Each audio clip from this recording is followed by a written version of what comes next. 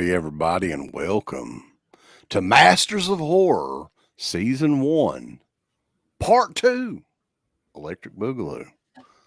I'm the Queen Kentuckian here with Uncle Bill and G Money from Born to Be Rad, reunited, and it feels so good, boy. It's been a while. Yeah, man. What was the last show that we did that was not Vinegar Syndrome related? I can't even remember. We did a bunch of Vinegar Syndrome shows. Yeah, I don't know. To be honest, I really don't. What could it have been? I don't know, but I love the Masters of Horror theme. I think it's pretty cool.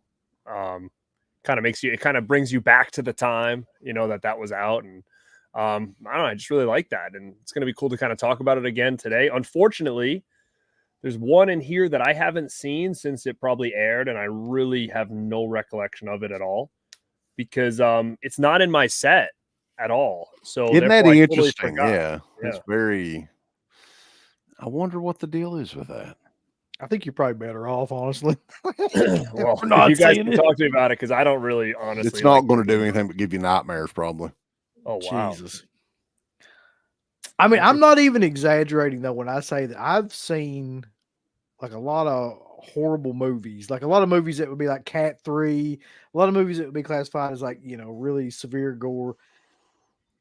Imprint is probably one of the hardest anything that I've ever tried to watch. Really? Like just in the sense of it's just disturbing?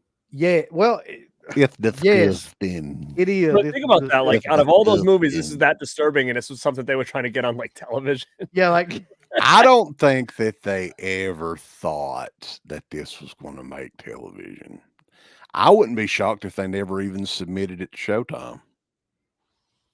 I mean, you got to think too, like, man, we're talking about even if you include like toe tag shit and stuff like, Salo and stuff like that, I still think that there's aspects of that episode that are like almost impossible to get through. Mm-hmm. Yeah. Talk about that when we get to it, but like, there's one scene too that kind of hints. I mean, they don't show anything graphically or not, but of underage rape. Right? Yeah. Like there's, I mean, that's like the third worst thing in that episode. Who does that though? Who does that? That Takashi McKay, he's an odd man. I'll tell him. He's still making movies to this day in Japan. Every year, a couple of years seems like. So, but yeah, we'll talk about that. That's the last episode of season 1. And for those that missed out, we did back in September. It's been that long ago. We did season 1, part 1, which featured the first 6 episodes of Masters of Horror. And we kind of gave a little bit of a backstory with, our history with the show and everything. And it was an interesting time for Dead Pit because the Dead Pit radio show was just starting really as this series was going along. December of 2005 through January 2006 was some of the very early episodes that we did of Dead Pit. So it takes us back there, and it was a different time then. And it'll be fun to reminisce because most of these I haven't seen since the original DVD releases, I guess, back, around that time period, shortly after.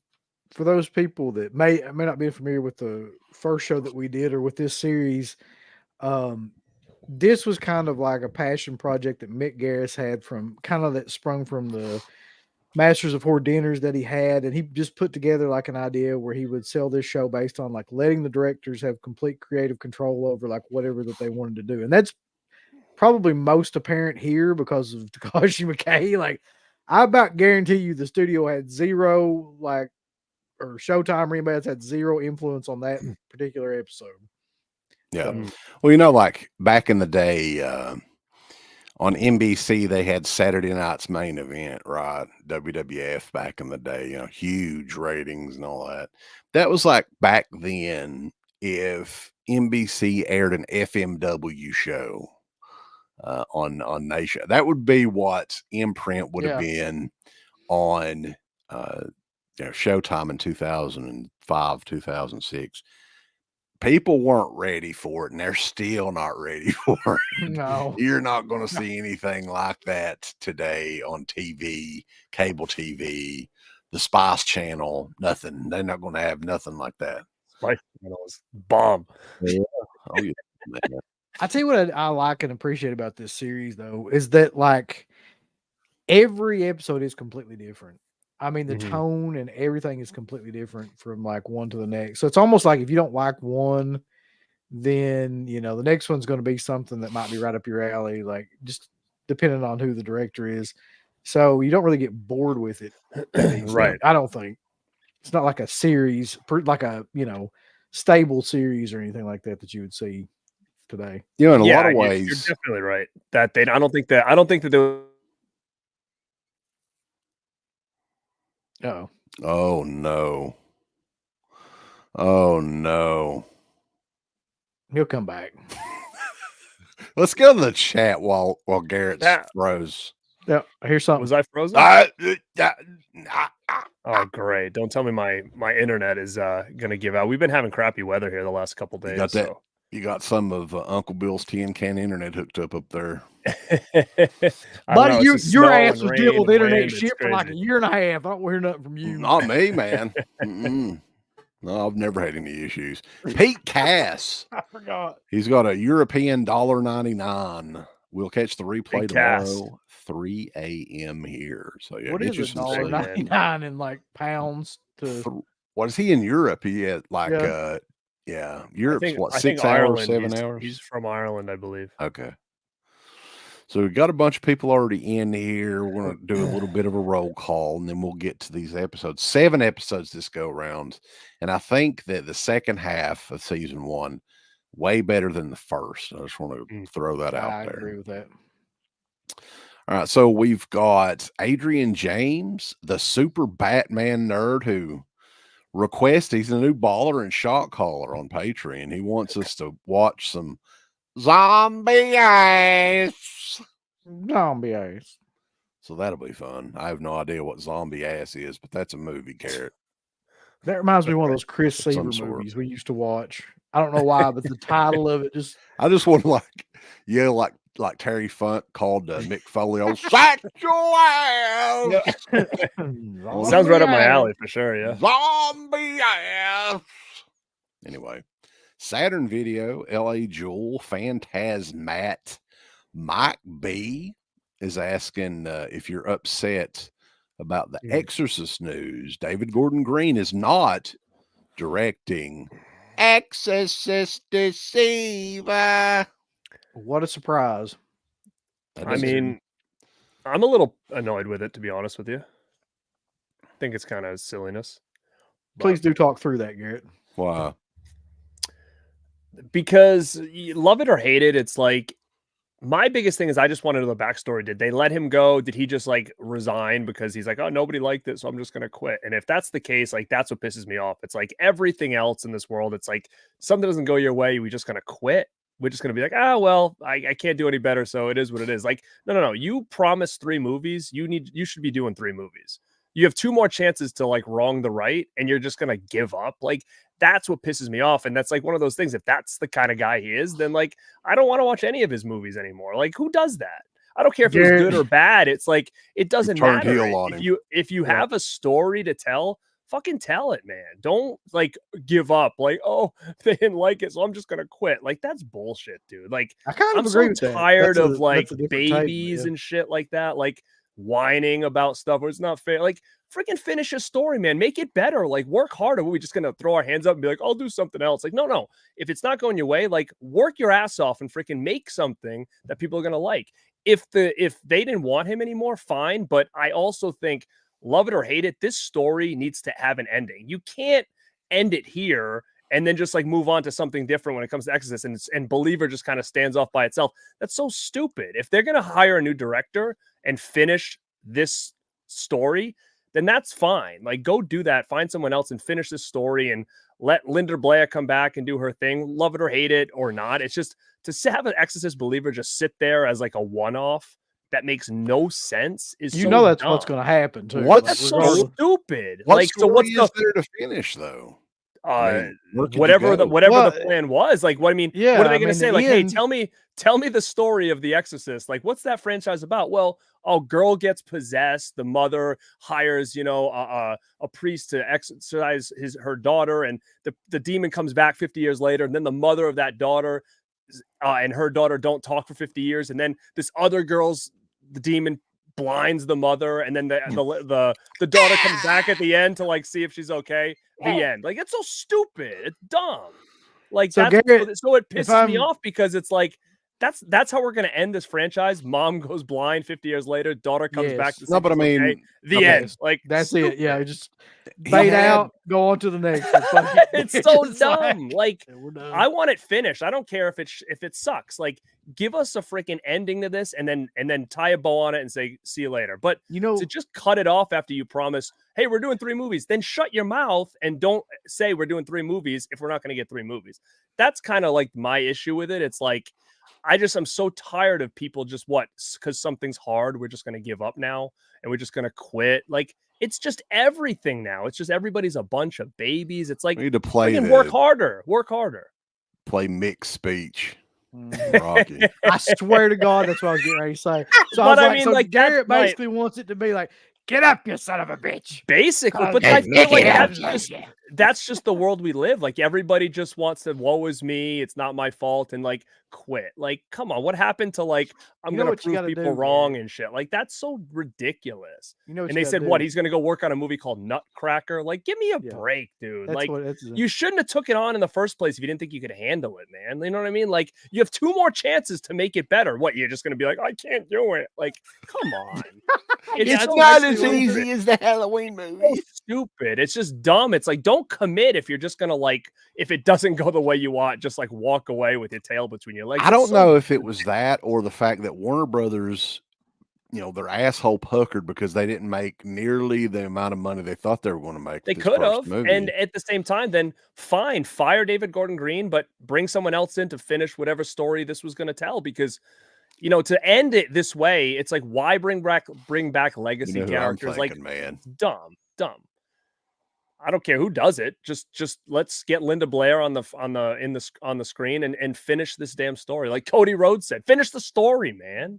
You gotta I punch think, that bag till it hurts, kid. Till it hurts. I think Rob Zombie's Exorcist would make a ton of money.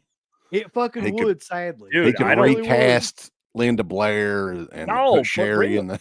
Bring Linda Blair in it. I'd get Rob Zombie to do it. Let's just finish this damn thing and move on. Let's not just leave one movie out of a trilogy that they never finished and just leave it there and go on and do other things. Like, it's just dumb. And then they're gonna be like, what? Oh, just forget about that one. Like, I hate that, man. That's exactly what they're gonna.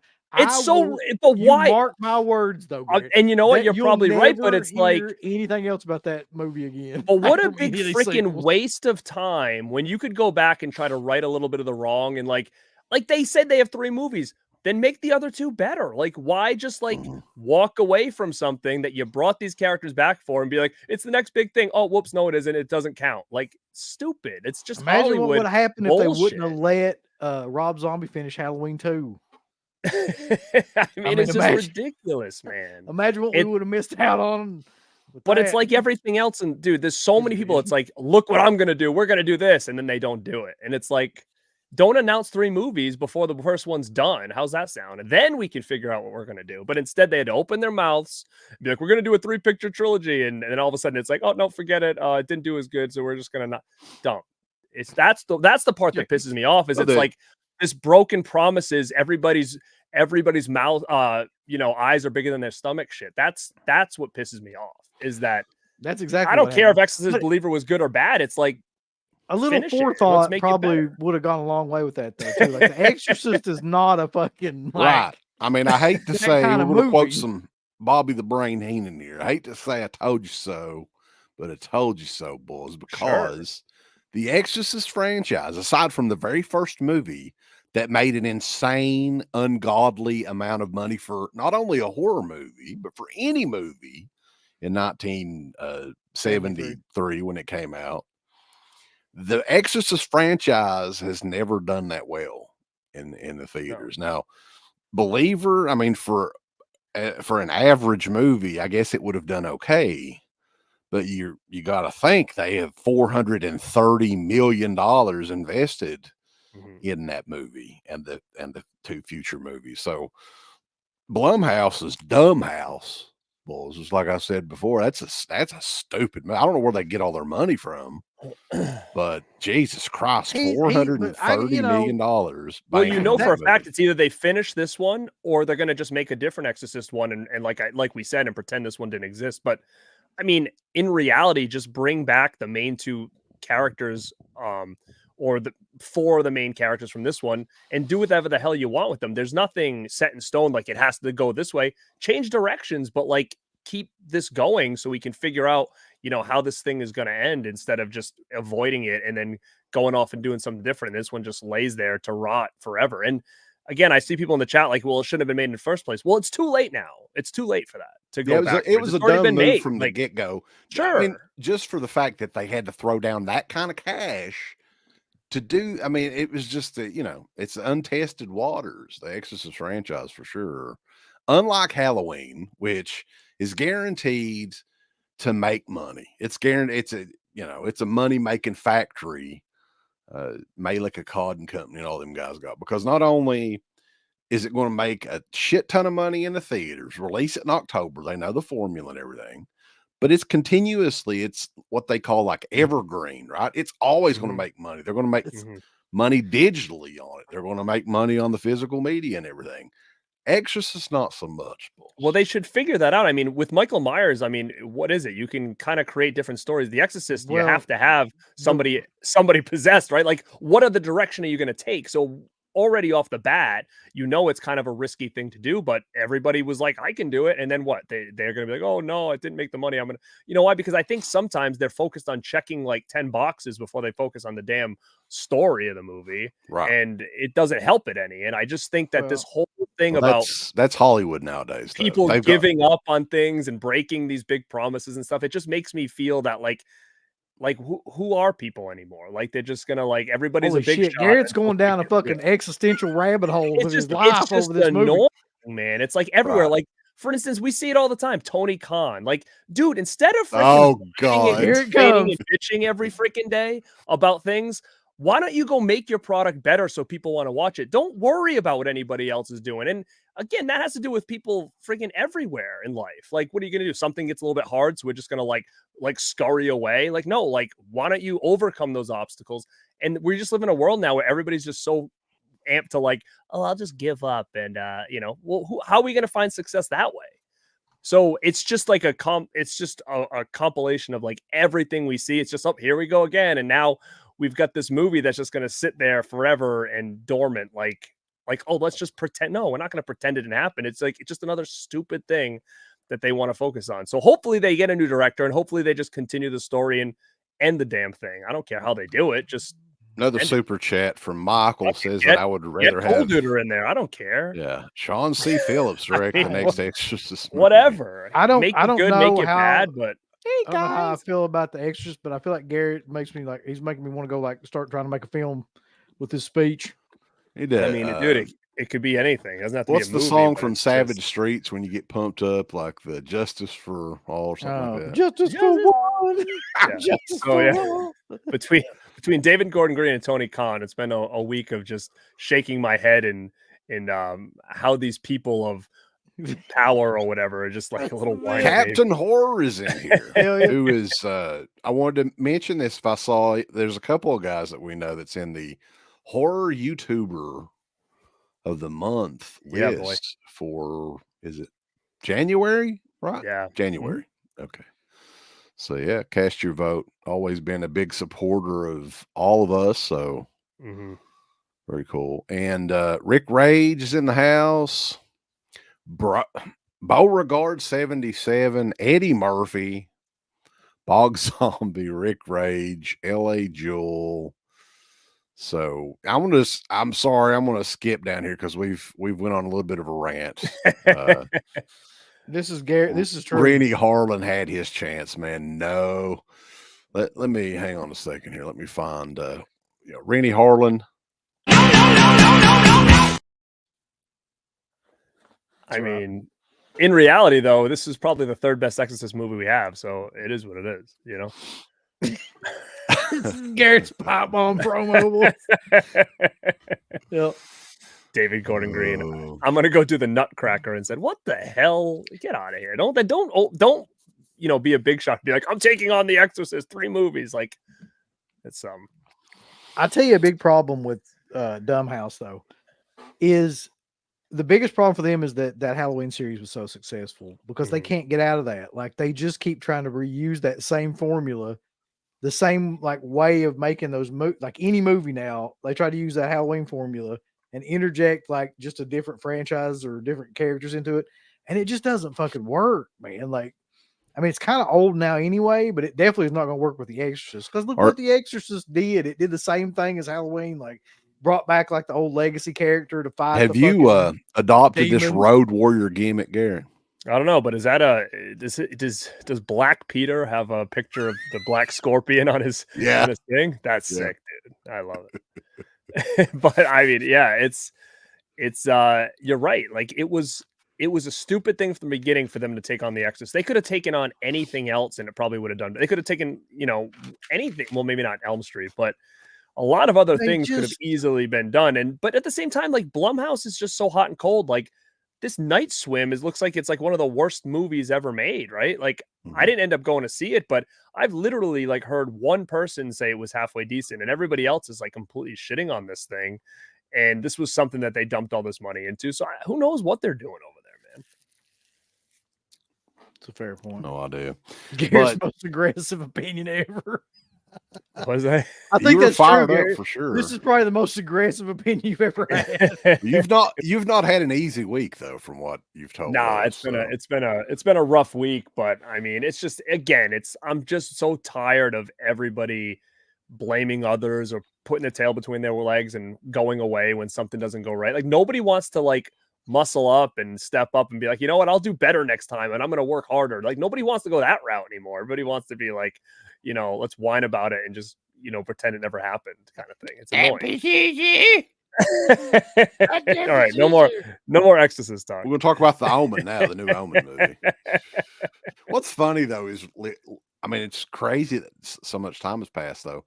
It's been like what 18 years in between Omen movies, and this is the first Omen movie in 18 years, and you just know that it's going to be freaking terrible. Yeah, I guarantee, because that's another movie. Like, what are you going to do with that? That's not going to be a fucking franchise. Like, I mean, it was a franchise before in the same way as like The Exorcist, where all the movies after the first one just kind of sucked ass. Like, please just don't.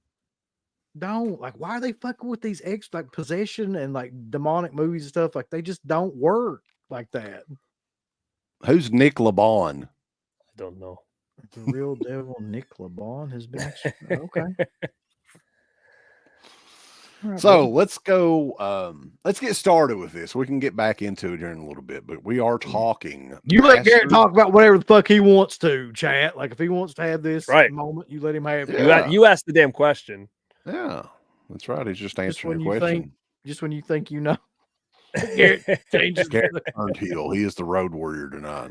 Yeah. Oh yeah. Hey, honestly though, man, like maybe we should do like an Omen stream at some point because I wouldn't mind revisiting those movies. I like a lot of those movies. I'm sure. Yeah, but we're talking Masters of Horror Season 1 Part 2 tonight, and it debuts. Well, I mean, debuted in October of 2005, but we're all the way up to December the 9th of 2005. I don't know how we're going to segue from that pipe bomb into the Deer Woman. I just that's a tough segue.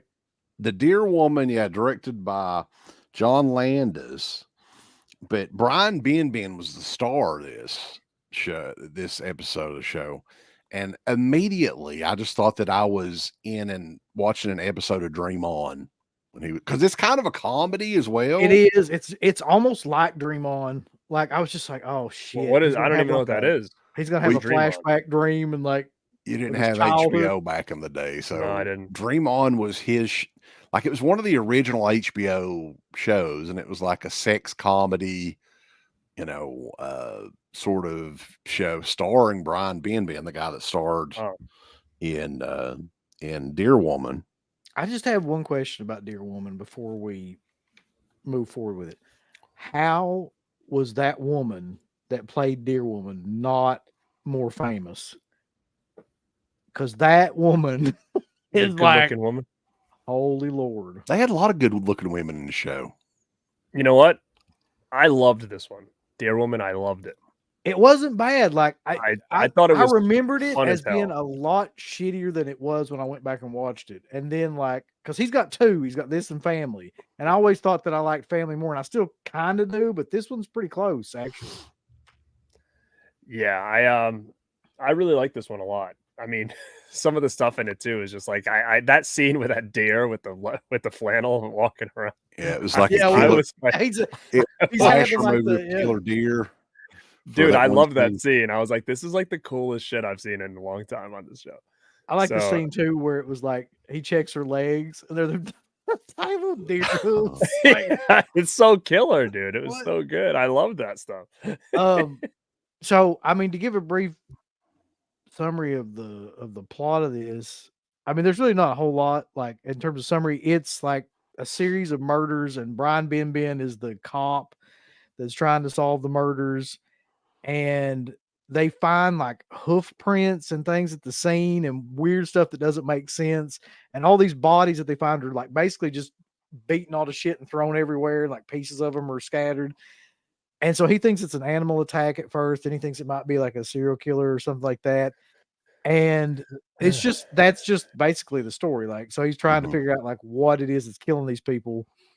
And then you've got this deer /woman hybrid that doesn't speak, apparently walking around She's, seducing men.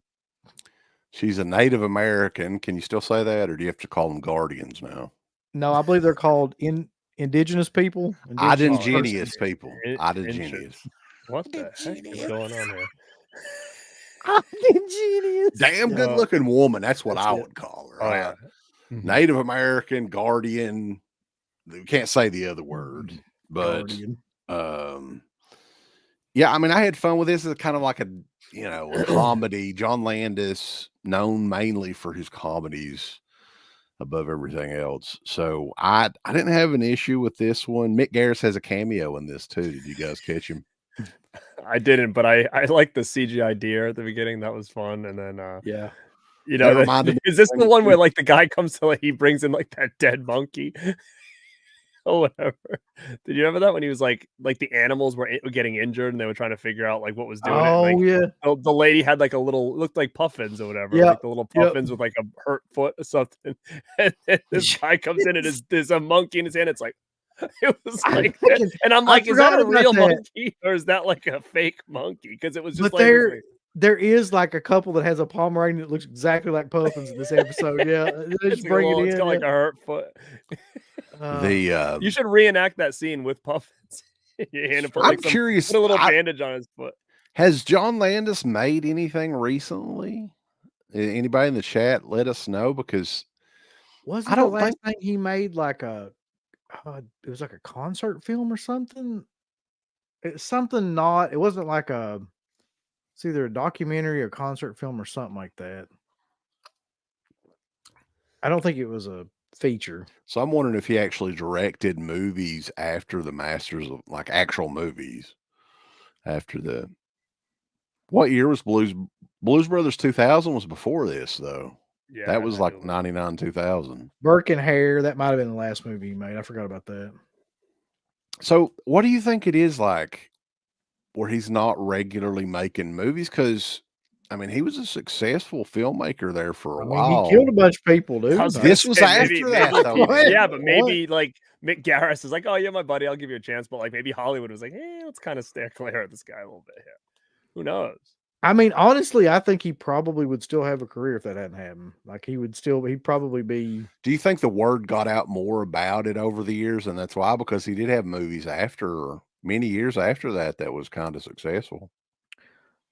Well, the last successful movie, what would you say the last really successful movie had be Coming to America? See, I'm not sure. I know Coming to America was was probably the biggest like comedy hit, right? He Let me see. I'm going to see what he. what year was Coming to Yeah. America? 89? Yeah, I would have to look it up 90. because I know he did like Innocent Blood not long after that. That was a bomb. Then he did like Beverly Hills Cop 3 at some point. That was a bomb. He did like a bunch of bombs in that time period too. In 2021, he did a superhero kindergarten TV series. Nice. Okay. That's just interesting. We've met John Landis before years and years ago. He co-directed a TV series called What If? But What if it had one episode. I guess it didn't do too good. What if it just got canceled? They were banking on getting the Creed song for the theme, but they couldn't. That's what cost them. Yeah. He didn't really do much, man. Vampire in Brooklyn was Wes Craven, though, Chips, regardless. Although it does seem like it would be a John Landis film. He did The Stupids. Remember that? Oh, God. That's a good name for it. Yeah. Yeah. All right. So, he did Dream On. Right? That makes sense then why I got fucking old Brian Bean there. And that's why it looks like an episode of Dream On. Interesting. That is funny. You should watch an episode. I'm sure there's an episode on YouTube, Garrett. You would probably like it, actually. I liked Innocent Blood. I thought that was a good movie. I did too. I always thought that movie was underrated. This episode, though, was written by John Landis and his son, Max. So I'm looking at that. Max got in trouble too for he got canceled. Max. He got canceled? Well, yeah, he got canceled a long time ago. But wasn't he making movies too, Max Landis, for a while? Yeah, I think he was a writer. He developed something that was really popular. I cannot remember what it was. Too, like it was World War Z or one of those zombie projects. Somebody in here will know. Max Landis. Max Landis is kind of a weirdo, according to. Anyway, he got canceled for what? It was like sexual related stuff with women coming out and saying that he was like. Blu-ray Addict is asking, do you guys think John Landis is a master of horror? Yeah. I can say that. Yeah. He did Chronicle. That was a pretty big movie at the time. What was the thing he did, though? That was like, there was a freaking... American Ultra, Bright, Chronicle. Bright was that one that was pretty cool. Like the Will Smith one with like that alien guy or whatever. Wow. $13.99 super sticker. Heck yeah. From Tiana Loves Movies. Tiana. Yeah. Thank you, kid. I don't know what he would have done. That don't even have a question there. I don't really get the super stickers though. Do you? I don't know. Yeah, I don't know what it is, but I mean, it's cool. We appreciate it. Dude, Max Landis didn't do anything except Chronicle. It looks like Bright, Chronicle. Chronicle was it was like that party movie. Yeah. Well, maybe it was Mel Brooks's kid that wrote World War Z. Who the fuck wrote World War Z? It was somebody's kid that was like a famous director. Who knows? That's going to really agitate the piss out of me. Did you like World War? I thought that was a pretty good movie. No, I never did see it. I liked it. Yeah, I thought it was pretty good. People crap on it because of, I think mostly because of Brad Pitt, but I liked it because it was a really different take. I think it was just around the time like The Walking Dead was really popular, and I was just done with zombies. I just didn't care. I mean, it says director was Mark Forster. Mark Forster on World War Z. Yeah. So Max Brooks is the guy that wrote World War Z, which is Mel Brooks' kid. That's what it is. Yeah. Oh, that makes you sense. must be Max. All right, let's continue on here though. Dear Woman, I think we all kind of liked it. It was goofy. Good looking Guardian lady in it. And there's a scene in it too that they used to do all the time in the X-Files. It's in the Bad Blood episode of the X-Files too, Garrett. You might remember this. It's the scene you were talking about earlier too, where like they had the guy thinking about like all the possible scenarios of what could have happened. And then like one of them was like a woman, beat him to death with like a deer leg, and the other one was that like, the deer guy dressed up in the flannel. I love that idea though, that like he's sitting there thinking about this and he's like, fucking stupid. Like he's just thinking about all these like possible like scenarios. Yeah. I thought that was great. That's like my favorite part of the whole thing. So the next one, we were kind of talking about it on the last stream that we did, Master of War, and kind of hopping it up a little bit because This was John Carpenter's, right? And this is honestly, like, these episodes of Masters of Horror is really the last true John Carpenter movies that were made. There was what was the movie that he did?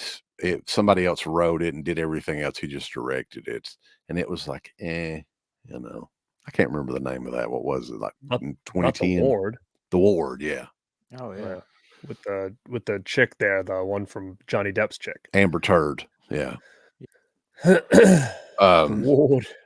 But the first one was for sure the best of the two, in my opinion. I haven't went back and rewatched the season 2 episode yet, but we will do that at some point upcoming. But Cigarette Burns, which December the 16th, 2005. Udo Kier was in this. Norman Reedus, pre-Walking Dead Norman Reedus, who I think does a fantastic job in this movie too. What did you guys think of? I mean, the whole story is really interesting now. I mean, maybe even a little bit more interesting for me now than it was back then, because in that time frame, I kind of got into looking for 35 millimeter films and stuff for screenings and everything. And everybody always hears about lost films. There was what movie was it that they're going to show that the Jerry Lee Lewis, or the Jerry Lee Lewis one? The Jerry Lewis one. Yeah. The clown, something about the clown, the day the clown cried or something like that. Something like that. Yeah. It's the lost, like, Nazi movie. Yeah. And then like London After Midnight, there's always people wondering, hey, is there a print of that somewhere? And there's always a chance, but I mean, this one is, it's Norman Reedus is a theater owner who owes a gigantic debt so he can keep his theater. And the evil Udo Kier, who cannot play any character unless it's evil, right? Correct. I mean, it's kind of a must. It's kind of just the way he looks. Yeah.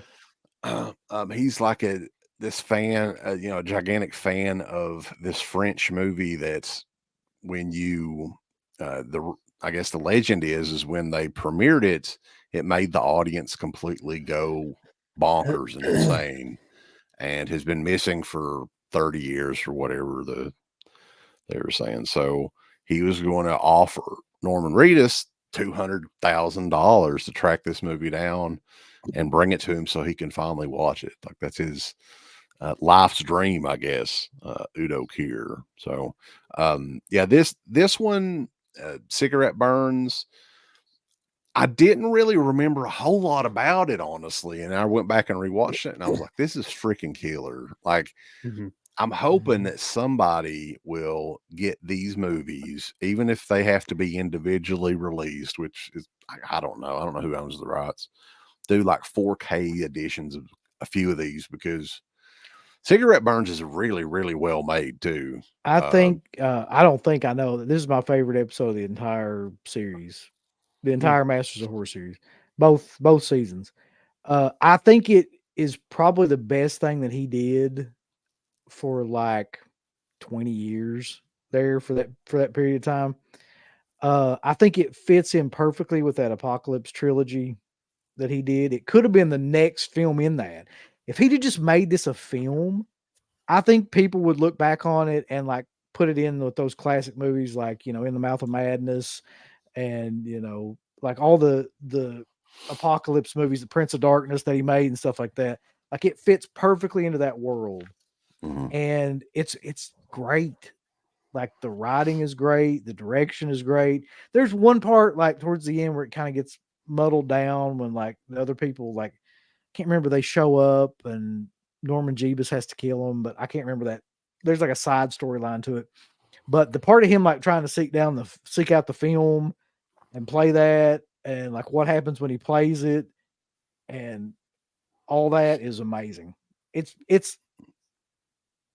pretty much the perfect John Carpenter episode, in my opinion. No, I thought it was really good as well. It's been, I watched it the last time we did this because for some reason my volume 1 and volume 2 sets are like different. They're in different orders. So this was like the first episode. That's an of the whole interesting series. set that you've got too, Garrett. Have you got it there handy? Yeah. It's let me see. So it's a DVD though, right? Anchor Bay, yeah. So this is volume 1, season 1. And then I have volume 2, season 2. So they're actually in two different boxes, volume 1, season 1, volume 1, season 2. But the movies on volume 1, season 1, or actually the movies on volume 1, season 2, what we're talking about today, is Dear Woman, Jennifer, The Fair-Haired Child, Pick Me Up, Sick Girl, and Homecoming is what's on volume 2.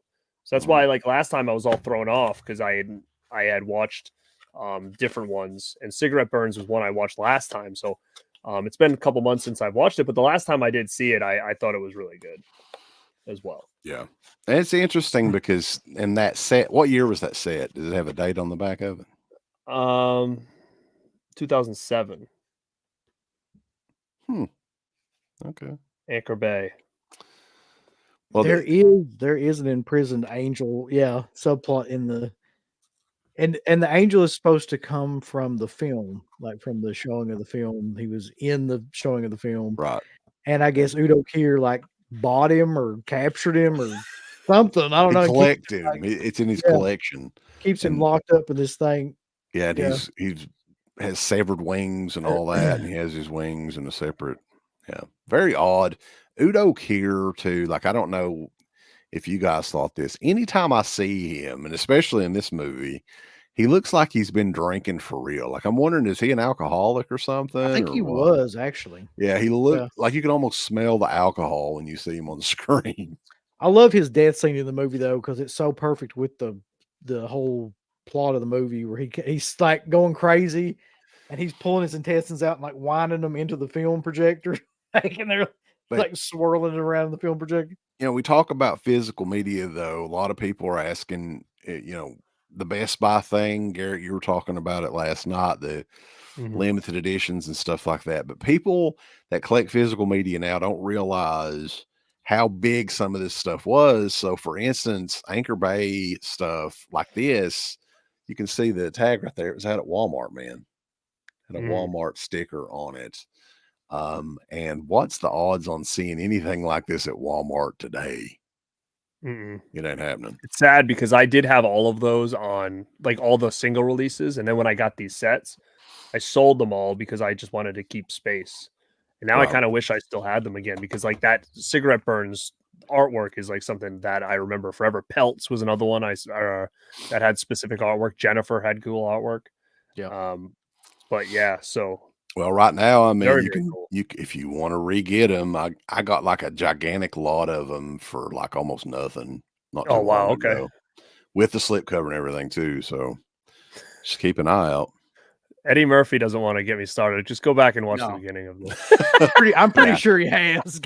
Yeah, we've got enough for a separate video on the Exorcist, and like the trying to get first 20 minutes is. So, but yeah. Man, Cigarette Burns is for sure probably the best. I mean, in my opinion, the best episode too. It's damn near perfect, but I like the next episode a lot too, which is very surprising because I don't like a lot of William Malone stuff, but this one worked. And the name of it's The Fair-Haired Child. It came out January the 6th, 2006. And I didn't remember this one at all. Now, I think I've got the DVD here. I remember the creature though was very fucking creepy, and it was almost like, was it CG?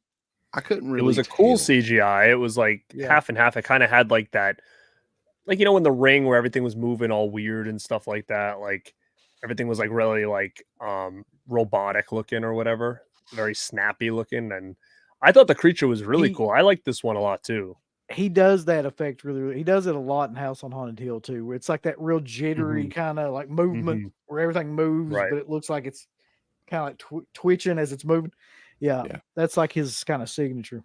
And Lori Petty is in this episode too, and I think the Doesn't whole look like Lori Petty, by the way. Like when she's No. all no, she's always done a really good job though in anything that she's ever in. I do got to say, I mean, even though I don't know, I have no idea what the hell she looks like now, but she looked rough back in 2006. So, but yeah, I mean, it's one of those kind of like a like a horror fairy tale where their son dies and they make a pact with the devil or whatever, whoever they said it was, to sacrifice so many bodies to bring their son back or whatever. And the last girl, I think her name was Tara, that's right, was the last one before he gets his his full body back and life and everything. And it all does not go as planned, let's just say that. But yeah, I love the way this is shot. And again, I'm not a big William Malone fan, really. Nice guy, I don't have anything against him, but most of the time his movies are not very good. But I thought this episode was really, really, really good. I liked it a lot. I thought this was okay. Like I didn't love this one. Maybe it's the order that I watched it in. Like I watched it right after Cigarette Burns, but like, it was fine. Like I didn't like Lori Petty in that role for whatever reason. Like she's like just the emotionless kind of mother. Yeah, and I didn't like the whole side part where he drowns and he's fucking Jason or something. He does look like a gigantic pussy in part at the very end of this movie. Yeah. And when he's like crying and stuff. I don't know, man. Like I tried on this one, but I would say this one's like a 5 for me. I like the fact that it was the fairy tale sort of deal, which I think is an aspect of horror that hasn't been done lately and hasn't been done good, that somebody could maybe redo and could make something really cool. But the creature in this is really fucking cool too. Yeah, I agree. The creature is really good, especially for something that was like a made-for-TV movie back in the day. Like they really did really good job with the effects. It's really the best part of the whole thing. Otherwise than that, it's just like a basic kind of kidnap, kind of get locked up in somebody's place story. What the hell? Yeah, wasn't we supposed to get William Malone on at one time? What the hell happened with that? Well, yeah, I emailed William Malone probably a couple of times. He's like, I'm busy working on the fucking, I think it's like the Blu-ray or the 4K of that last movie he did. What was it? Parasomnia. And then I just never heard anything back from him. He's like, yeah, I'll do it. And he's like, no. He probably watched one of our shows like, fuck this. Dude. I'm out. So that is, I mean, here's the thing. Like I don't like a lot of his movies or anything, but if you read up on his history, like he's got an amazing fucking story. So he collects like memorabilia from like old horror films and stuff too. And a lot of people may not know this. He is the guy that sculpted the Captain Kirk mask that became the Michael Myers mask. So he was working at Dawn Post Studios and around that time period. So it's kind of neat. But anyway, continuing on. What was the next episode, Uncle Bill? You remember? No, but luckily I got it right in front of me. So the next one would be Sick Girl, which was the Lucky McKee episode, which might be the only mainstream thing that I think I've ever seen Misty Monday in. I don't know if I've ever seen her in anything else that wasn't like a softcore lesbian. She was in Dick Shark. Was she? Well, that makes sense. Yeah. Or Dick Shark was in her. I don't know. What a pun. What a pun. Garrett's trying not to sell it, but it should be sold. Okay. And check this out, guys. Signed copy of Sick Girl, Lucky McKee, who it's a little bit of a cheap plug here too, because a new collection over at deadpitonpatreon.com. We have a Masters of Horror collection on there. They have this new thing on Patreon, collections, right? So it's got all of our written reviews on the Masters of Horror episodes from back in the day, interviews with all the Masters of Horror guys that we did, and we're going to have basically everything Masters of Horror related is going to be in that collection. And we did interview Lucky McKee around the time of this release, right? I think that's how I got the autograph. I love this episode too, though. Do you guys want to? Yeah, I thought it was a really cool episode with like, I thought the effects were really cool.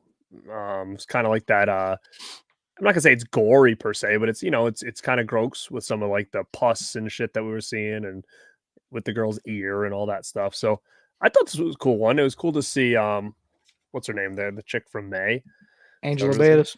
Yeah, you know, it's cool to see her in this and whatnot. So I thought this was a fun one too. I actually like this one quite a bit. Can I do my summation of this episode for you real quick? Ooh, sure. Baby. Angela Bettis turned into a bug. That's all you need to know. But yeah, Angela Bettis always playing the awkward character, and she's, you know, of course, awkward in this one as well. It's like a scientist who studies insects, and HLA. Yeah, she's also into that, right? And hard to find a companion because she can't find another woman that loves bugs as much as her. And she loves bugs. She has a whole bug collection. She's fucking crazy about bugs. There's no doubt. Yeah. And she's also crazy about this long, stringy haired. Let's call me nice lady. She's got a huge forehead, nice lady. She's got a 5 head, boss. It's all good. Just that combination of things is great. Nice lady. But sees Misty Monday or Aaron Brown's character and asks her out, and I think she gets like this giant bug sent to her, right? And the bug ends up getting loose, biting Aaron Brown, and all goes to hell from there. Let's just say that. The bug. Where that bug go, baby? Listen, you get that bug out of my house, if you will.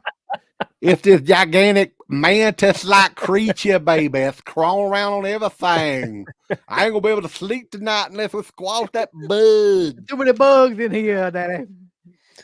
Tonight we're gonna get some HLA. Yeah, but I can't concentrate if I know there's a bug. It's crawling around. We can't focus on this because all these bugs that are around here, Daddy. The bug is all that licking action would be very exciting, baby, but I don't want to think about it if I know a bug can crawl in my ear. There's a beetle over in the corner. Get it out of here. I was waiting for somebody to say 3 minutes. That's what I was waiting for, but that really is, though, really the main plot of the movie. I don't know. There's nothing really else about it. Like, why do you think though? Like, Lucky McKee never was obsessed with Angela Bettis. I'm not sure. He was. I don't have anything against Angela Bettis. I mean, I don't either, but it's just an odd muse. You know what I mean? Yeah. But like, why do you think that he never became a bigger director or anything? Because he's kind of like stuck doing that lower tier independent stuff. Because he was too busy thinking about Angela Bettis before his own career. He's like, I got an idea. Angela Bettis has a restraining order on him now. I can see Lucky McKee right now. I got an idea, baby. Angela Bettis gonna turn into a bug. And Mick Garrett was like, hell yeah. Do it, brother. You're gonna be able to creep a crawler, baby. And there's gonna be some HLA in there. We're gonna sprinkle some of that licking and sticking, baby. And we're gonna get in trouble because I almost said something else that is not PC. We cannot do this. You can't. It's not 1998 no more, 95 or 94 or whatever. So I don't know what happened to Lucky McKee's career, but well, Bog Zombie said Angela Bettis directed a film starring Lucky McKee called Roman. I've got that. It's great. It's actually like a pseudo sequel to May, actually. It's just funny. I think he just was a little bit too weird for his own good. Like, he was too weird to really cross over into the mainstream and do anything. Like, I don't know. And I'll still stand by this, man. May is that's a classic in my opinion. That movie still holds up. I watched it again not too awful long ago. So Did you know this? Because I didn't know this. May was inspired by Amanda Plummer's character in The Fisher King. yeah, I think no he idea. mentioned that in that interview. I think that sounds familiar. Amanda Plummer, the granddaughter of a plumber, baby.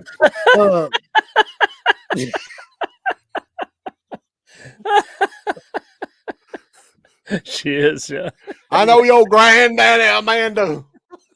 Let me tell you this. I was the son of a plumber too, baby. That's probably You know- enough Dusty Roads for tonight. We're fucking killing that People are tonight. like, what in the hell are you all talking about here? You know. Oh God. But yeah, Son I of a mean, plumber.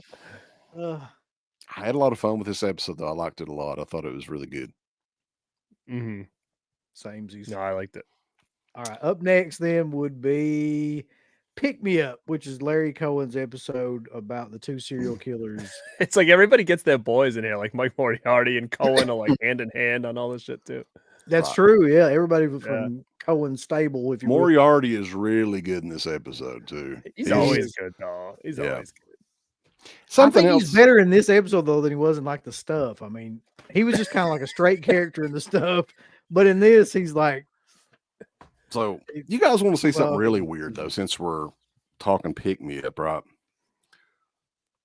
Two different slip covers. Two different styles. Like they've got the old style and the. Oh yeah. What So the hell, they man? they must all have the double like that? Maybe. I'm not sure.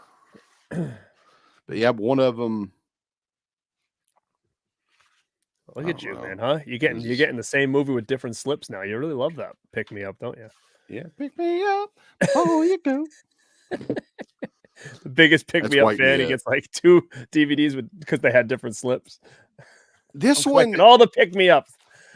there were a couple episodes though that always kind of stuck out to me, and I kind of remembered them. And this was one of them. Yeah. Feruza Balk, I remember the episode with her, and it was the hitchhiking episode because you've got a hitchhiker that kills people and a truck driver that kills hitchhikers, and then they kind of. And I always thought that was pretty cool. That was a pretty cool concept. And honestly, man, like you could have done like, the Hitcher remake they did with Sane Bean or whatever that was right around this same time. It was a gigantic piece of shit. You could have like done a loose remake of the Hitcher with that plot, the same story, maybe even the same actors. And that would have been fucking killer. You could have done a feature length version of this and it would have worked. It's a good enough like take on that story where it would have probably worked too. But I kind of agree. Somebody in here was saying like, so Moriarty is the best part about this by far, like by like a mile.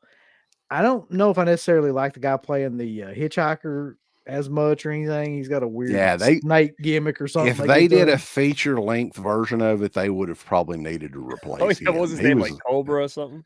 He was a weak link. He what did he do? Like in the beginning, he just kills random snakes or uses them against people or something like that. Was like choking somebody out with one. Yeah. There's a whole scene in there with that. It's like, they probably needed a better gimmick for him than that. He's going to choke it. He going to choke that man with his snake. I'm going to choke you with my snake. He took that gimmick to a whole new level. Would you gag on my snake, baby? He was choking the guy with his snake. Yeah, it's not bad though, but it is like it needed something else. Like it drags on a little bit too long in places, and it didn't need the snake gimmick either. To be honest, I actually think it's kind of funny because it's so out of friggin' nowhere. It doesn't make any sense. Like, hey, you're gonna be this gimmick where you like kill people with like snakes. Lorraine Landon in this too looked rougher than a fucking cob, man. Like she looks like a human, like one of those human sex dolls or something. Like I don't know how to explain it. She had so much work done. She looks like a very used real doll. She looked like a very used. Don't sell it, Garrett. This is a family show. Very used.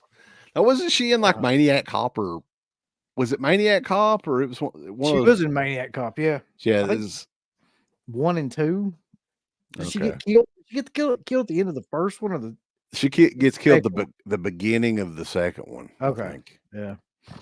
But that's all I know her from, really, is Maniac Cop. And I know, did she work with Cohen too? I'm pretty sure she must have, like, Probably.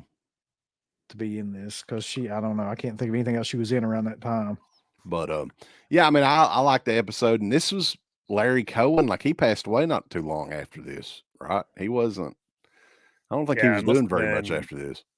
What year would this have come out? 2006. I mean, he was alive. When did he die? 2011, maybe 2012. Okay. Yeah, I don't really recall, but I know he couldn't have done too much more Hmm. after this episode, which was solid. I think it was the only one that he did of Masters of Horror, right? Hmm. Yeah. Yeah.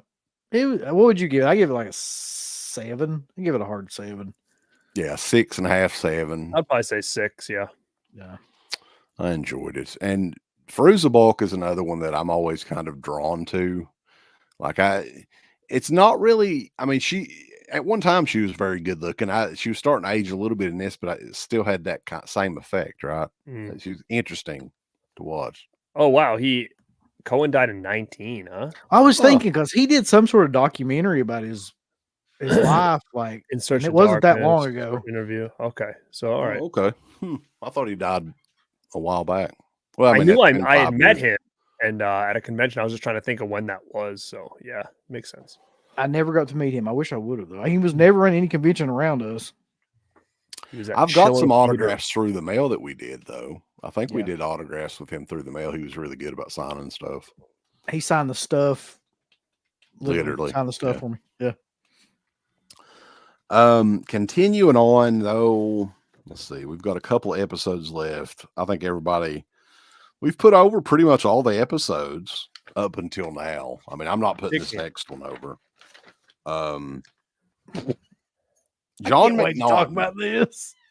Dude, like, I just hate shit like this. Like, so this was the episode that George Romero was originally going to direct. I don't know if you guys. That makes sense. Yeah. I read that. Yeah. So something happened, I guess, scheduling wise. He was making Diary of the Dead or something probably at the time, and Twilight couldn't do it. of the Dead. He was trying to make it. Whatever. By the way, side note to that, I watched a little bit of Diary that it was on like one of those free channels about a couple days ago. That movie fucking sucks. Like, it never doesn't suck. I just want to say that. It And hasn't gotten even any that's better. better than Survival of the Dead. Yeah. Um, Sorry. But yeah, Haeckel's Tale. John McNaughton ended up directing it, who replaced George Romero due to the scheduling conflict. This is based on a Clive Barker short story set in the 19th century. It's a period piece. You know what that means? It's British. Look how proper. But look.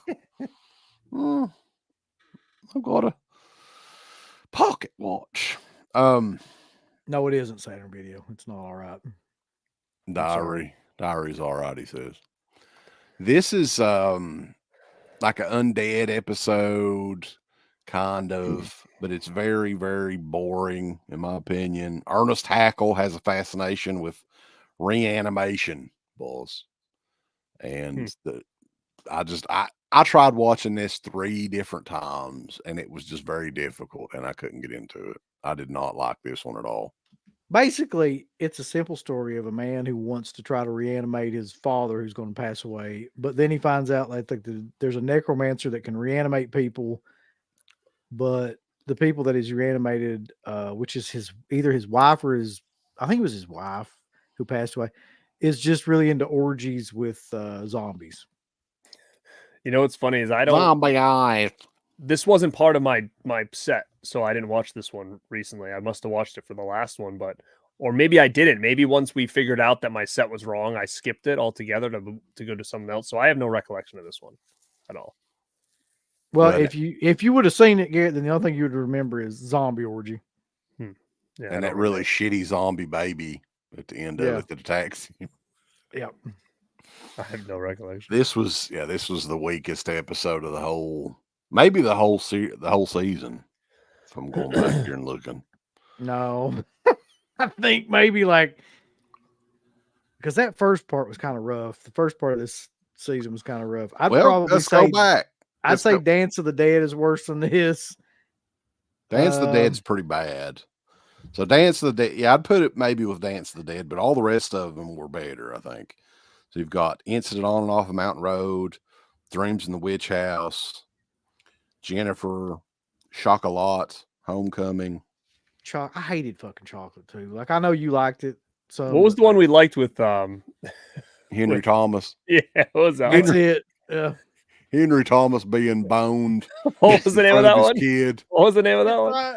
Chocolate. Yeah. I like that Chocolat. one. Yeah, that's Chocolate, what I like. yeah. I like that one. Where he's like paralyzed. Like He's like paralyzed, getting like fucked by this Asian guy. He's right in front of his kid. Like, how could you not like that? That's just great. That's great entertainment. you're right. I forgot about Remember, he that was like, part. "Dad, what are you doing?" Or something I like that. take back everything I just I said. wonder how much they paid That's- him for that. Definitely. What are you doing, Dad? Like, oh, who is this guy? You can't move or talk. That's what makes it even better. He's just like, He just lays there. Has to just take it. Like, that's like a nightmare. It really is. So good job, Mick Garris, I guess, on creating that nightmare for everybody. That was his original story. it must have been some kind of like God. weird fetish or something that he has, like where he's just like he just can't do anything. Like he's like, I keep having this dream about I can't move, getting up by this Asian guy, and my kids there. Like, I'll put that into an episode. He said, "You got chocolate in my butthole." That'll set the world on fire. Oh my god. We're Uh, gonna watch that again. We're gonna do a live commentary. So that one. It's like Elliot. Chocolate. oh my god! That'd been so killer if like ET came in and started doing it. Too. Like it's like a little cameo. Oh man! Man, Henry Thomas has done some crazy shit He over the has. years. He's kept his career alive though. That little bastard. You know. Yeah, a lot of the made for TV miniseries and stuff like that. But we see him, yeah, like we see him a lot now. I feel like he's in a lot of shit now. Poor guy was in that Pet Cemetery Bloodlines movie too. Poor fella. Unfortunately. It's like it Could glows. you? Like, It starts glowing. He's like,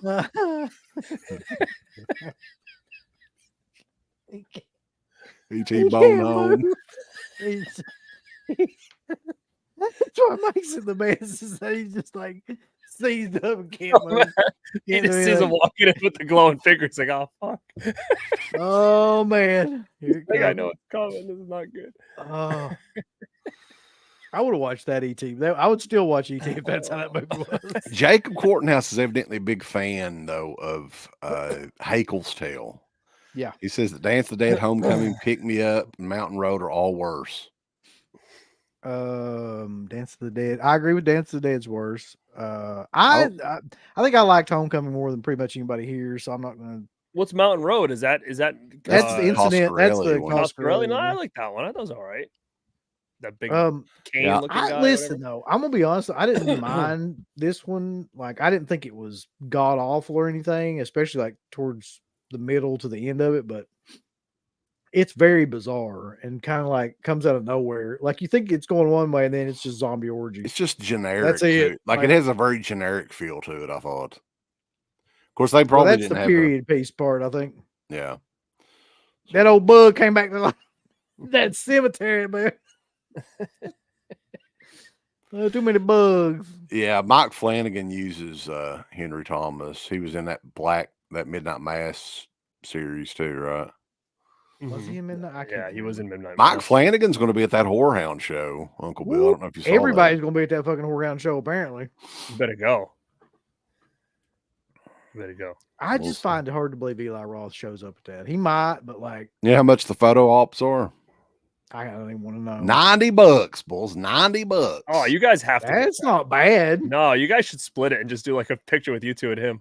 Bring him a dead pit shirt. Dude. Put it on. You have to do it. Come Dude, on. we've got like seriously, like if more than one person can get in that photo op, I don't know how they do it now. Oh no, they do. Yeah, you guys can split the 90 and get in. We've got to do that. There ain't no way. Well, just you two and him, And would just be like when we walk up to him, just be like, "Hi, we're from Dead Pit." I don't know if you like, remember.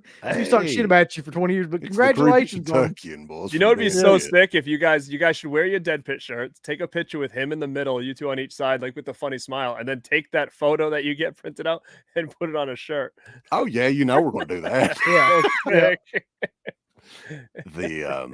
Yeah, I mean there'll probably be some more stuff come out about they're gonna have some more crazy fucking people at that show from what I've been told. So I don't know if it's all of it's going to come to fruition or not, but yeah, I mean we're probably going to go, I think, and I think Felcher's going, so we may try to do something up there. We'll see how it goes. But last episode though, Masters of Horror. What a way to end it, too.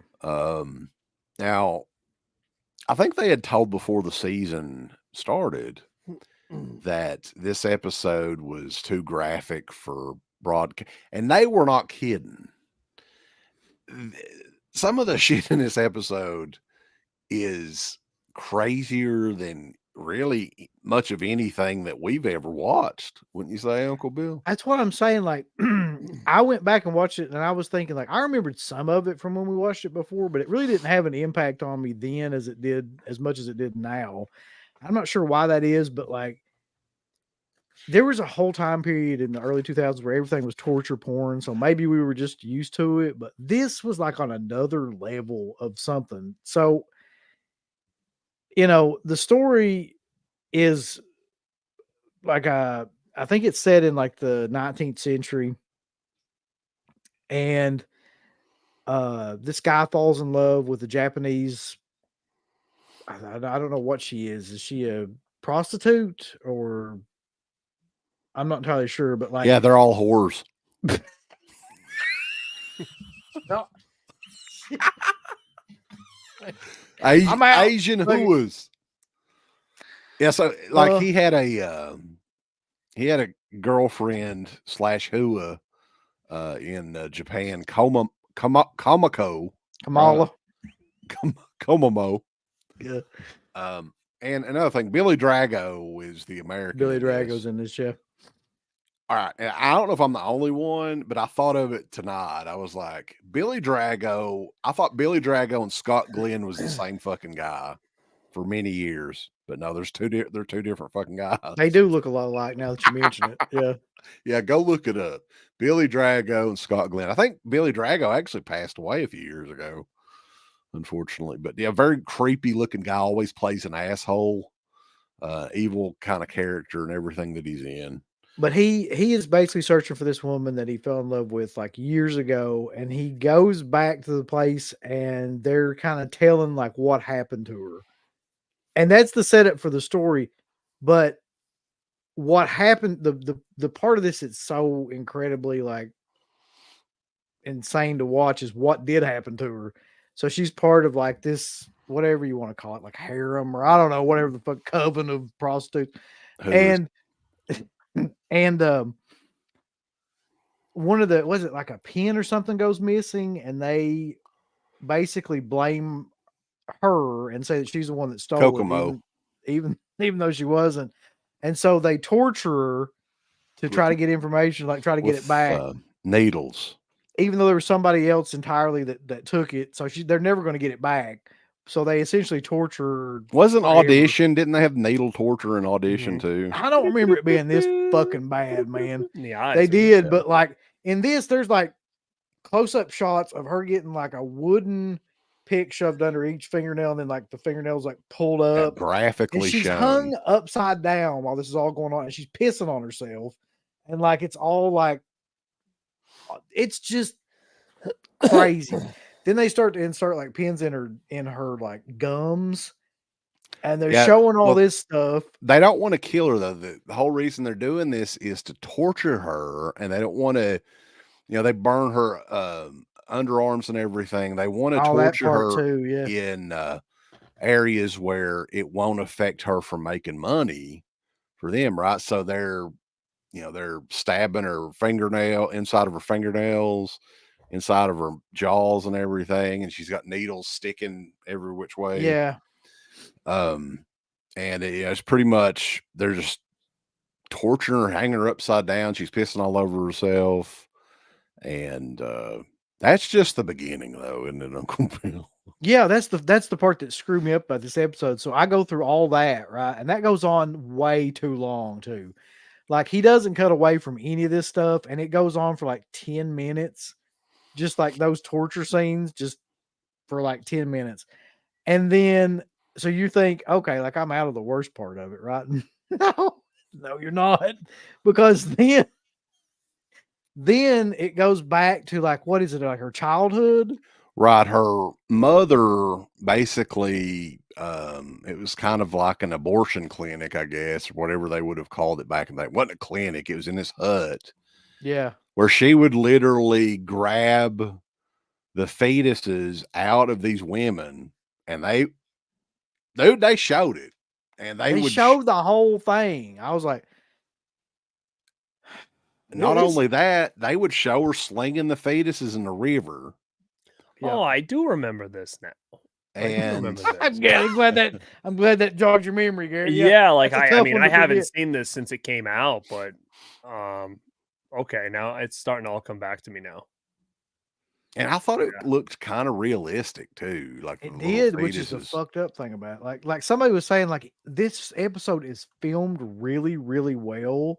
It is. So like you got all this crazy stuff going on with really good cinematography, which makes it I even remember it being worse. like that. Yeah. Yeah, a beautiful looking movie. I definitely highlighted that on here. Like the river was like in the sun and stuff, right? Like it was out in like a clear as Yeah. day time. Yeah, it's just like it was like a small little like hut and this giant river. Visually, like this is probably the best episode visually. It looks like a real movie. It looks like it has a gigantic, budget with it. But man, he focuses a lot on just pure violence and graphic, throughout this. So that led me to believe that I don't think that they ever intended this to air on show. There's no way this would not air anywhere today, even. Well, yeah. I'm shocked that they sold this in Walmart.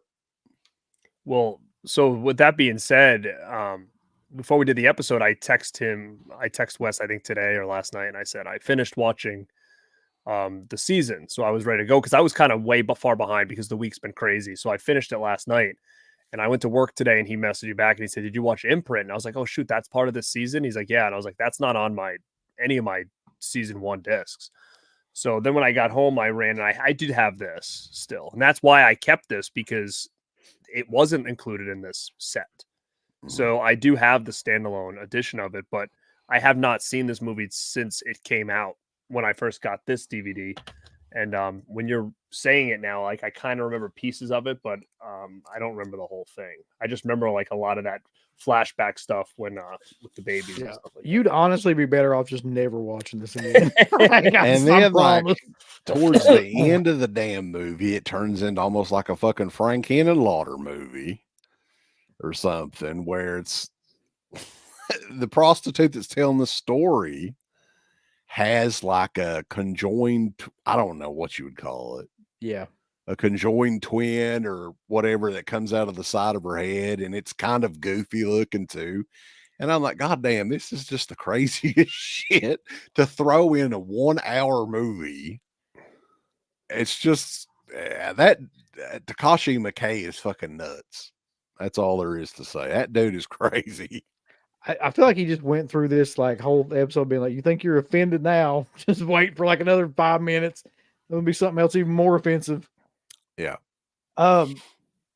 Yeah, this will never ever in like a million years get on anything today, get made today. Like it's amazing it got made back then. And back then was like when torture porn was fucking really popular. And it was too much for like that era. Like it really is legitimately one of the roughest things that I've watched. Now, is this on the Blu-ray? Does anybody know?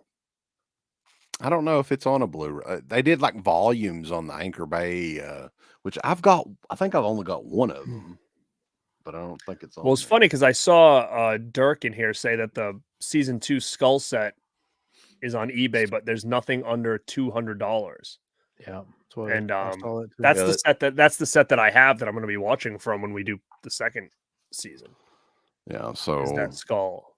I am sure though that somebody will probably re-release these at some point and do like maybe a proper set, like Vinegar Syndrome. This would be a killer 4K set for them to do. You could do you could even do it in volumes if they wanted to do a season 1 and a season 2. Let me ask you this though before we move on or end this. Would you say you liked this episode? No, Because that's a tough thing for me to like say. Yeah, I enjoyed this. Well, let me ask you this: if Vinegar Syndrome put this out on a nice edition, would you get it on a 4K? No, Just this. I don't have any desire to ever watch that. if it again. was included in the set, maybe. But I'm just But- curious if this is the only way to get this right now, or is it on something else? Because That's a I good mean, it's question. definitely. I mean, it's not on the set that I have here. So That's unless interesting. it's I on the wonder Blu-ray. why it wasn't included in that set. That is very Probably because they odd. wanted to forget about it. They're like, leave that shit off. No. I mean, you know what though? I mean, it could maybe be in the skull set. I mean, I know that's season 2, but it doesn't seem like these seasons are really going by the exact order here. So maybe they wedged it on the second. I haven't even looked at it. I can look next time, but The mayor's saying that there are 4 Blu-rays of season 2 of Masters of Horror. So the skull set's DVD though, right? That's not a Blu-ray. it's a DVD. Yeah. Okay. People are saying it's on the volume 4 Blu-ray. Okay. I only, like I said, that one that I've got there, that's the only one that I picked up for whatever reason. My wife was in the room though when I watched this episode. I wish I could have been a fly on the wall for that. I honestly didn't think I was going to be able to watch it because she was like so pissed off. She was like, "You don't watch this kind of shit around me." Like this is nasty. There's no, why would they make something like this? You know? And I was, She's not wrong. yeah, I mean, it's definitely extremely offensive, graphic. There is one scene in it that's very, like we mentioned earlier, child rape, very briefly. I mean, they don't show anything graphic there, but I mean, they definitely hint at it, and simulate it briefly. But yeah, I mean, it's definitely a memorable episode. That's for damn sure. The only thing that I could really remember out of it, what has it been, like 15, 16 years later, was fetuses. I remember the fetuses in it. Yeah. It would have been more aptly titled like, Masters of Horror Fetus River or something like that than Imprint. Fetus River. Yeah. Willie Nelson could have sung that. Fetus Ah, River. Take Fetus my mind. River. Yeah. But yeah, that Don't let the is memory torture me. Masters of Horror Season 1, boys. We have wrapped up the complete first season, and eventually we will get to season 2. But yeah, I mean, it's fun going back and revisiting these episodes, especially the second half. The cigarette burns is definitely a standout, but I like Pick Me Up a lot. I like the Fair-Haired Child. I like almost all these except for Haeckel's Tale. But season 2, I'm looking at some of the ones in season 2. There's a couple of good ones, but I think it's a lower kind of quality season. I think so. Yeah, that's what I was thinking. But The only one I remember is like Pelts, and I remember like Ice Cream Man or whatever that one was called. Something. Ice Cream for Family's Ice in that Cream. one too, Garrett. I know you remember that one with That's the Norm guy. That's the one with the guy from Cheers, right? I think Yeah. Family was like my favorite of that season. But we'll go back and at some point we'll do like a 2-parter on season 2 as well. So anybody in the chat has any thoughts or opinions on Masters of Horror, throw it at us, boys. We might just talk about the Exorcist some more. Yeah, Garrett, go. What about Masters of Horror? No, about David Gordon Green. Pelts had meatloaf in it. I just think David Gordon Green. I mean, again, I can't say anything unless I know the full story. But whatever it is, I just think at the end of the day, I think they need to just finish this story and call it quits. And I just don't want them to just give up on the whole thing and us to be left with like the way it ended as like the way it this timeline ends kind of thing, because it's kind of just really silly. So that's all I ask. So it could have been Blumhouse saying like peace out, dude. It could have been him scurrying I'm away. but who surprised, knows? I'm really surprised they're going to make another one in period. Like after that. I But I guess it mean, did how make could money you? though. Yeah, I mean, how can you promise it and then just be like, forget it when you change our mind? Like, it's kind of silliness to me that they would do that. And if Linda Blair was supposed to come back and be part of the second one, I mean, it sucks for her if they're just going to cancel the whole thing, you know? Because I'm sure it probably took a lot for her to come back, to be honest. She's busy with her dogs and shit. She didn't have time for all that. People are asking though about Fear Itself again, which was the unofficial third season when they moved it to NBC and they really cut it to hell. And the whole season didn't even air before they canceled it. So I think there was only 5 episodes that actually aired on NBC. The ratings were freaking awful. But Jacob says, I'm glad you guys are back to covering it. I love doing shit like this. Now, I know it's probably not the most popular type of shows that we do. I mean, we still had over 115, 116 people in here all night. But it's fun to do, like, to actually talk about the films and what went on in the films. Like, I like the physical media stuff too, but we're not a physical media channel. So we're always going to be doing some different stuff. And I don't think Garrett's a physical media channel either. And once you get stuck in that, man, that shit just gets boring after a while. I get sick of talking about it. So it's good to get back to actually talking about the movies and stuff. Yeah, we just got to come up with more creative things to do like this. Like I know we had talked about the Forgotten Remakes is a cool show to do. You know, I know back to physical media. Me and Uncle Bill are going to do a show on some unreleased Severin stuff. So yeah, we got some cool stuff planned. People love the physical media stuff too, though. That's the thing. Like when we did if there's a purpose to it though, that's like that show that Garrett was talking about has like a purpose. Like it's physical media related, but it actually has a theme to it, which is that, you know, all the titles have something that kind of connects them. To just go out and do like physical media, I never really understood that, like constantly. Although there's some wonderful people that do it, and I'm a good person, so y'all know that. Yeah, I would get tired of doing, like, if that's the only thing that you do is. But I mean, there's channels that do it and they're very, very successful at it, but I just wouldn't, you know. I think too, it's just taking the physical media aspect, because I love physical media, but I think it's just to try to be a little creative with it. Because I mean, if you guys didn't see my stream last night, it was about old Blockbuster exclusives going back all the way to 2003. You know, so I was showcasing a lot of that stuff, which is stuff that I've had in my collection for, man, it's been like 20 years now. Well, so to be able to bring it back and show people like, hey, this is what was going on 20 years ago in the physical media game, where not a lot of people were there to experience it. I think, you know, that was fun for me, because I was able to bring back a lot of memories as I was like talking about these different things. And there's not a whole lot of people that can do that sort of thing, though. Well, that's why I felt like it was a good opportunity, especially with everything going on with Best Buy right now, that it's like, hey, well, I have all this stuff. I might as well use this time to talk about it. It seemed like people really liked that episode. So again, I think with the physical media stuff, it's I love talking about it, but I think I'm just looking for more of a creative way to include it all the time, rather than, you know, just being one of 1,000 people talking about the same movie. You know, that's the hard part, because there's just so many people doing, you know, what's new releases. And well, yeah, you can't talk about new movies anymore, because by the time you get to talk about it, 15 other people have already like talked about it. So it's pretty pointless. Right. Did you guys end up seeing I know it has nothing to do with anything, but the Iron Claw, did you guys end up checking that out or no? I never watched it yet. No. Like, I didn't do a full review on it. I should have, but I feel like I was like 3 days late, and it was at that point, my opinion probably didn't really matter anymore. But I didn't know what you guys thought, being wrestling fans.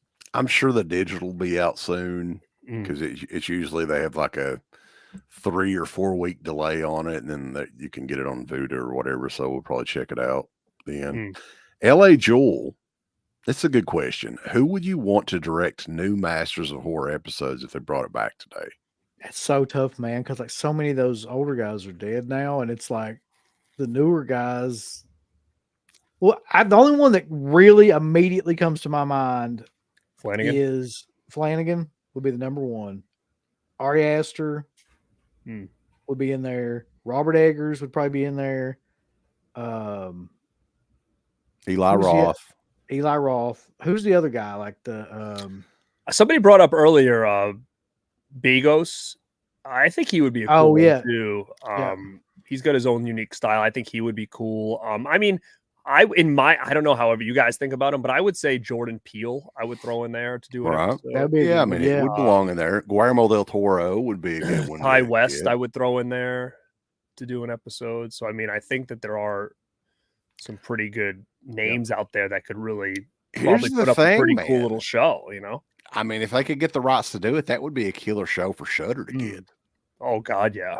I like they could do Masters of Horror, you know, like Resurgence or whatever, and have these new guys, because I mean, again, it's always cool too to get some new names out there, and then they can bring in some like kind of random people, and who knows, people do a good episode, and you know, Shudder needs to open do up a lot of things. They desperately need to do something new. Like I'm telling you, I don't think Shudder will be around. James Wan, look at it, David Gordon Green could do one, right? Yeah, David Gordon Green. He'd do like half of one and leave. Yeah. He'd be like, it's not going the way I want it. I'm leaving. And then it'll have like the thing like directed by like, you know, somebody else. It'll say like the first half by David Gordon Green. Fix it. The Nutcracker. There was a promo CD for There was a soundtrack CD that came out for Masters of Horror as well. Well, that freaking theme, didn't that theme win an Emmy? Seems like I read that somewhere. The Masters of Horror theme. Cody Carpenter did the music for the Carpenter episode. That's true. David Leone would be somebody else. Damien Leone would be somebody else. But he said that would be killer. Yeah. Captain Horror said if Screambox gets it, he'll do every episode. House of Wax remake is underrated. I'll agree with you. I think that's not really a remake though. That's what people don't really understand. Like anybody that's seen the original House of Wax, it doesn't have a damn thing to do with it. That's more or less like a Tourist Trap remake, really, isn't it? Sure. Yeah. Brandon Cronenberg. My Bloody Valentine remake. I like that one. We'll talk about some of those, right? Yeah, I mean, I don't know if that one is that one. Yeah, that one would probably let Mick Garris do one again. No, please don't. Chocolate too or something. Garrett is closing in on 6,000 subs. Oh, he's doing something right, man. He's got the he has got the ladies. That's what Garrett's got. I'm at 25%. Yeah. We're at like 0.25%. Yeah, we can't capture that market. So all the ladies is checking this out on the Born to Be Rad channel, boys. Now subscribe to Dead Pit today. It's not even 2%. It's 0.25. No, are you serious? Fuck, I don't know. I thought I didn't know if you were just making that up. I don't think it's 2. Maybe it is 2%. I'll go and look. Last time I looked, it was 0.25%. So basically, it's Dana. Just Dana. It's only like female that watches this show. I want on a consistent basis. Damien Rugney, yeah. I mean, he's got some good stuff. Did you ever watch that When Evil Lurks? I did not. Shit. You need to check that out, man. I think that you would really dig it, even though you have to read it. Brandon Cronenberg. Yeah. That would be a crazy episode. All right, guys. But yeah, I mean, anything else going on? I know you've got some stuff coming up on the channel, Garrett. We've got some stuff together coming up. You want to talk about that? Yes. I mean, the big one is my 5,000 sub super show, which will be Saturday, June 20th. That'll be the big one. I'm going to do some kind of another Joe Dante type of show on my channel. It's going to basically just be about some physical media stuff. I do have other stuff planned this month. I can't think of it now. But I know Uncle Bill and I are going to do the Severin slipcover thing. I know we're going to do that relatively soon. Oh, and then me and Wes are going to also do a show showcasing old school WWF magazines. So that'll be something a little bit different. And then we also have, you know, the Royal Rumble WrestleManiacs reunion show coming. So we're going to try that. Uncle Bill, you can join in if you're going to be watching the Rumble. Basically a post show. That's one pay-per-view that I always watch. I've never missed that. Now we have done a few WrestleManiacs things here and there over the last few years, but the traditional WrestleManiacs show that we used to do was always those post pay-per-view shows. So this would be the first one that we've done in like 6 or 7 years or however long it's been.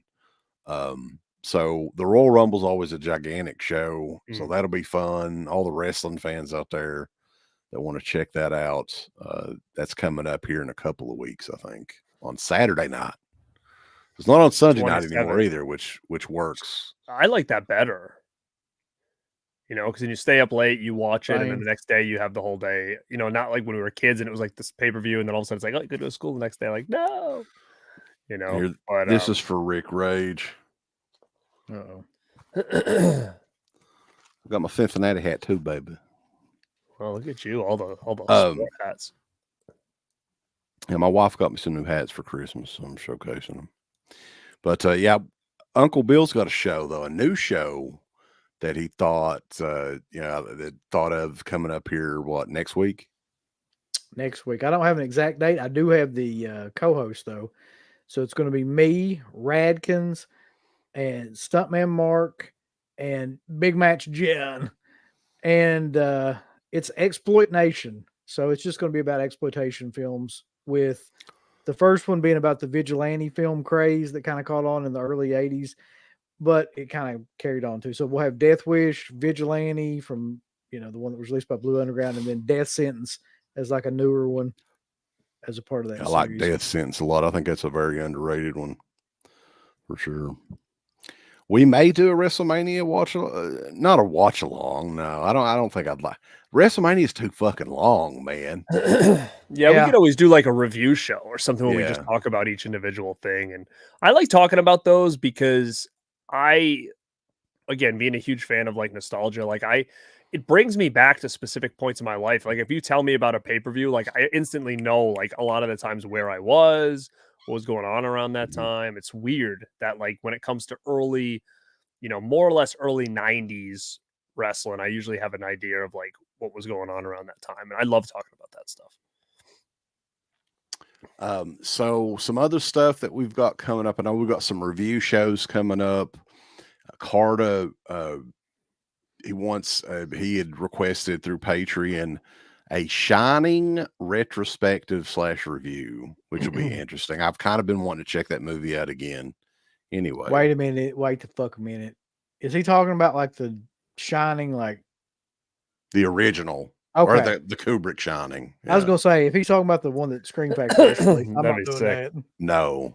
With the kid with the messed up mouth. What do you think about those, Garrett? Are you going to be picking any of those up? The March announcements from Scheme Factory? No, the only one I was thinking about picking up was something called like, what was it, 9 or something? I don't know anything about that movie.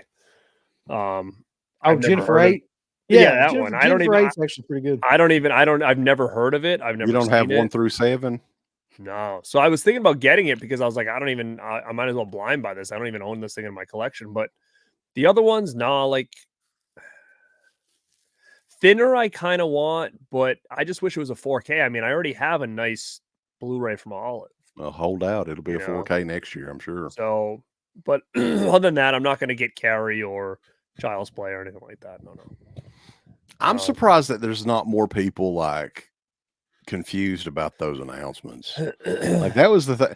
Like Child's Play they're just getting whatever they can at this point, because if you look around, it's like everybody's snagging everything. They're probably like, oh, this is all we can get, so let's do it. I'm telling you, I think that people really are underestimating that Cliff McMillan guy, who was their acquisitions guy, going to Arrow. Sure. And like, notice, like he goes to Arrow, they get like all this shit, like crazy amounts of stuff, and then Screen Factory's releasing Child's Play fucking 4K. It's like I just don't understand. Clearly he's missed.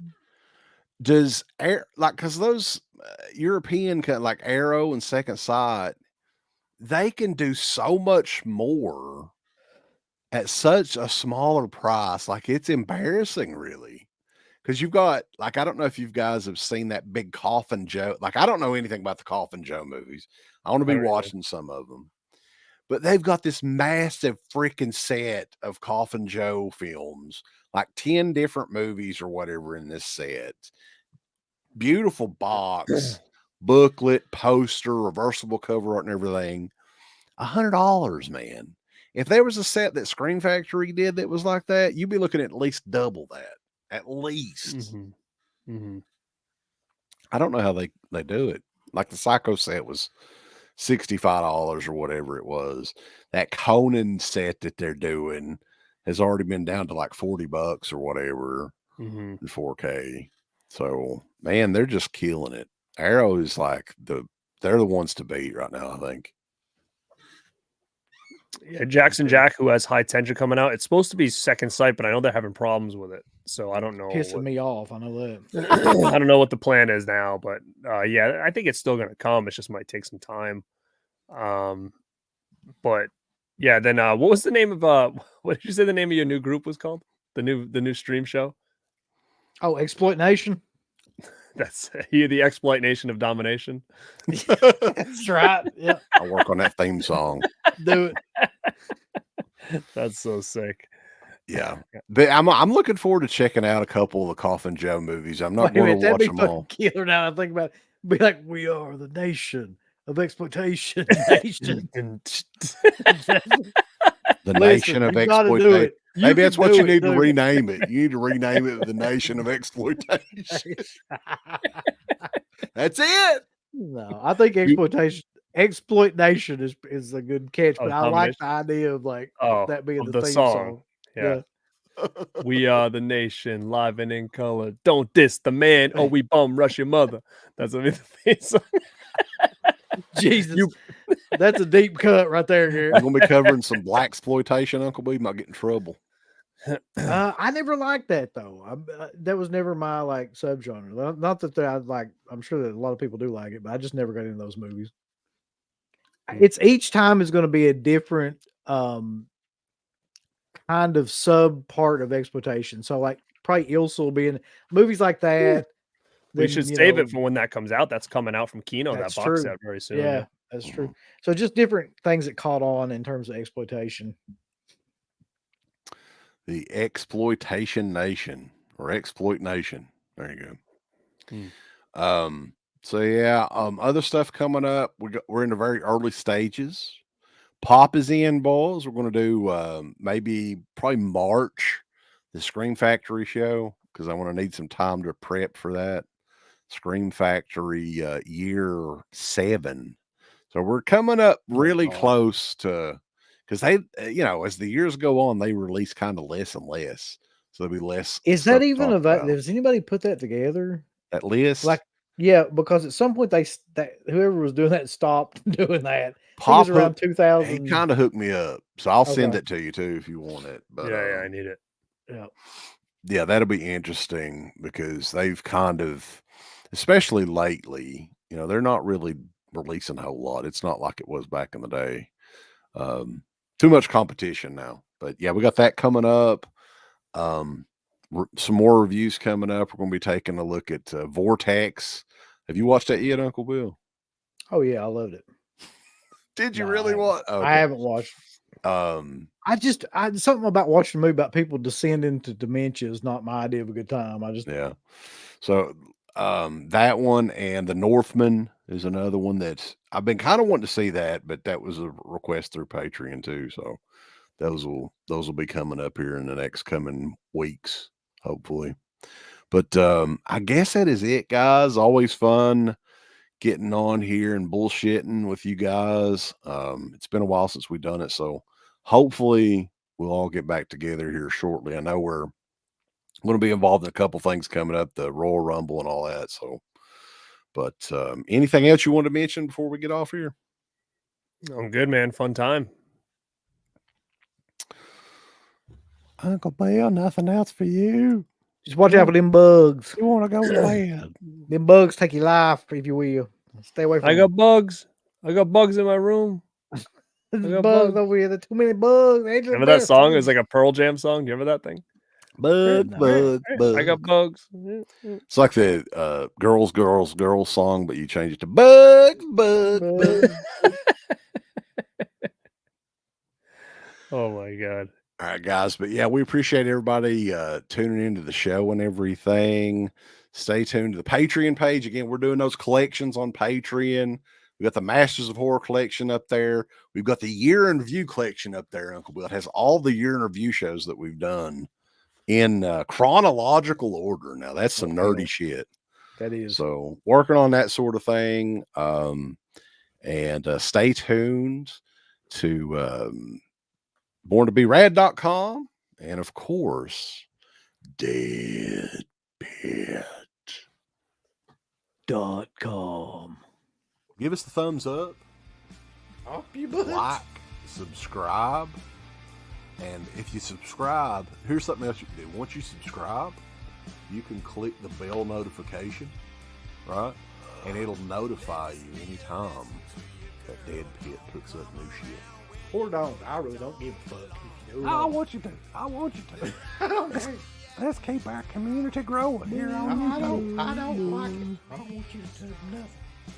Listen, they need to do that now. No, don't you dare touch it. Thumbs up, subscribe, and click that bell. There's all kinds of wonderful shirts over at shop.deadpit.com. Simply the best horror shirts. On TeePublic, there are others, but they all suck. You can get some Dead Pit radio shirts. You can get Last South on the left. The Hills Have Eyes.